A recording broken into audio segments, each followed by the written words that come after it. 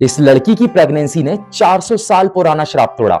मैं बात कर रहा हूं कर्नाटका के मैसूर राजघराने की, जिसे देवी लक्ष्मी की एक भक्त आलमेलम्मा ने यह श्राप दिया था कि राजघराने में कोई भी उत्तराधिकारी संतान पैदा नहीं होगी। सन 1612 के आसपास कमजोर पड़ रहे विजयनगर साम्राज्य के अंतर्गत एक खास नगर आता था श्रीरंगपट्टनम। इसके वायसराय थे तिरुमल राय, जो कि अपनी पत्नी आलमेलम्मा के साथ रहा करते थे। वहीं दूसरी ओर मैसूर राजघराने के एक राजा हुआ करते थे वडेयार, जो कि अपने साम्राज्य को फैलाना चाहते थे और अपनी इसी इच्छा के चलते वो तिरुमल राय के श्रीरंगपट्टनम पर हमला कर देते हैं और सब कुछ हड़प लेते हैं। युद्ध हारने के बाद तिरुमल राय अपनी पत्नी आलमेलम्मा के साथ तलक्कड़ू आ जाते हैं, जिसके कुछ वक्त बाद तिरुमल राय की मौत हो जाती है। खैर, बताया जाता है कि युद्ध हारने के बावजूद भी आलमेलम्मा के पास बेशकीमती गहनों का एक खजाना हुआ करता था, जिसका इस्तेमाल श्रीरंगनाथ टेम्पल की देवी के श्रृंगार के लिए किया जाता था। इन बेशकीमती गहनों पर एक बार राजा वडेयार की नजर पड़ती है। वो अपने सैनिकों को यह आदेश देते हैं कि आलमेलम्मा के गहनों को छीन कर ले आए, लेकिन आलमेलम्मा जब इस चीज के लिए राजी नहीं होती तब सैनिक जबरदस्ती करते हैं। इससे बचने के लिए आलमेलम्मा भागती हैं।